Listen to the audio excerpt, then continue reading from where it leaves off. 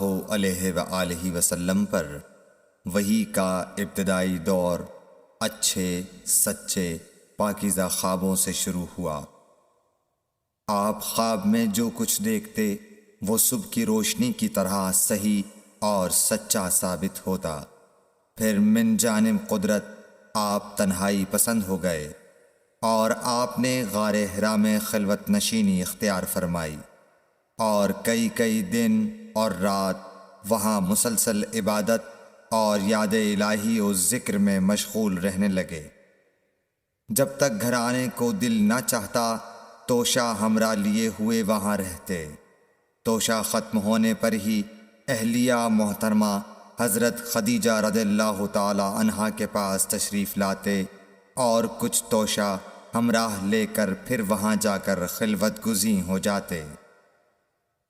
یہی طریقہ جاری رہا یہاں تک کہ آپ پر حق منکشف ہو گیا اور آپ غار حرا ہی میں قیام پذیر تھے کہ اچانک حضرت جبرائیل علیہ السلام آپ کے پاس حاضر ہوئے اور کہنے لگے کہ اے محمد پڑھو۔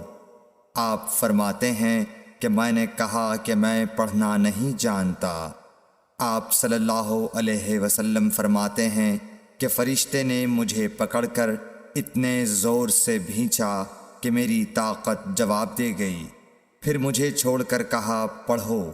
میں نے پھر وہی جواب دیا کہ میں پڑھا ہوا نہیں ہوں۔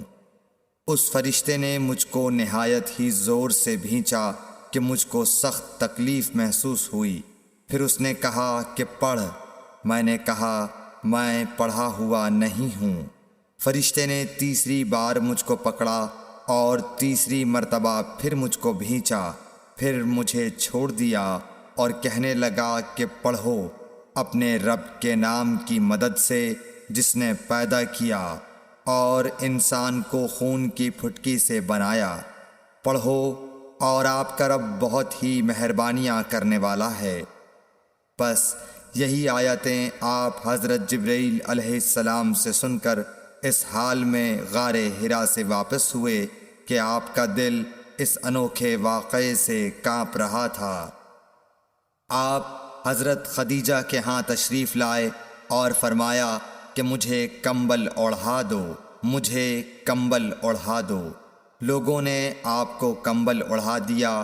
جب آپ کا ڈر جاتا رہا تو آپ نے اپنی زوجہ محترمہ حضرت خدیجہ رضی اللہ تعالی عنہا کو تفصیل کے ساتھ یہ واقعہ سنایا اور فرمانے لگے کہ مجھ کو اب اپنی جان کا خوف ہو گیا ہے۔ آپ کی اہلیہ محترمہ حضرت خدیجہ رضی اللہ تعالی عنہا نے آپ کی ڈھارس بندھائی اور کہا کہ آپ کا خیال صحیح نہیں ہے۔ اللہ کی قسم آپ کو اللہ کبھی رسوا نہیں کرے گا۔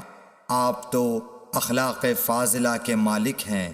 آپ تو کنبہ پرور ہیں، بے کسوں کا بوجھ اپنے سر پر رکھتے ہیں، مفلسوں کے لیے آپ کماتے ہیں، مہمان نوازی میں آپ بے مثال ہیں اور مشکل وقت میں آپ امر حق کا ساتھ دیتے ہیں۔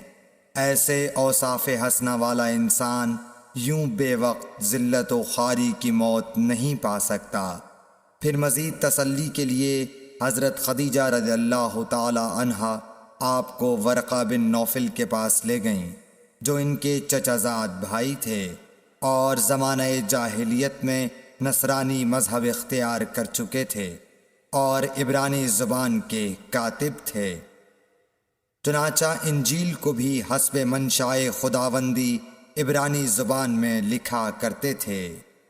انجیل سریانی زبان میں نازل ہوئی تھی، پھر اس کا ترجمہ عبرانی زبان میں ہوا۔ ورقہ اسی کو لکھتے تھے۔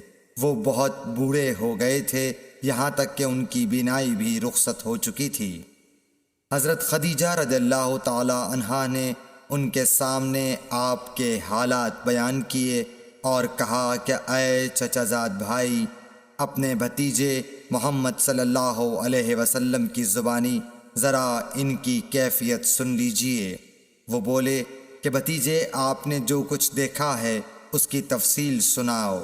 چنانچہ آپ صلی اللہ علیہ وآلہ وسلم نے از اول تا آخر پورا واقعہ سنایا، جسے سن کر ورقہ بے اختیار ہو کر بول اٹھے کہ یہ تو وہی ناموس معزز رازدان فرشتہ ہے جسے اللہ نے حضرت موسیٰ علیہ السلام پر وحی دے کر بھیجا تھا۔ کاش میں آپ کے اس عہد نبوت کے شروع ہونے پر جواں عمر ہوتا، کاش میں اس وقت تک زندہ رہتا جب کہ آپ کی قوم آپ کو اس شہر سے نکال دے گی۔ رسول کریم صلی اللہ علیہ وآلہ وسلم نے یہ سن کر تعجب سے پوچھا کہ کیا وہ لوگ مجھ کو نکال دیں گے، حالانکہ میں تو ان میں صادق و امین و مقبول ہوں؟ ورقہ بولا، ہاں یہ سب کچھ سچ ہے، مگر جو شخص بھی آپ کی طرح امر حق لے کر آیا لوگ اس کے دشمن ہی ہو گئے ہیں۔ اگر مجھے آپ کی نبوت کا وہ زمانہ مل جائے تو میں آپ کی پوری مدد کروں گا، مگر ورقہ کچھ دنوں کے بعد انتقال کر گئے، پھر کچھ عرصے تک وحی کی آمد موقوف رہی۔ صحیح بخاری حدیث نمبر 3۔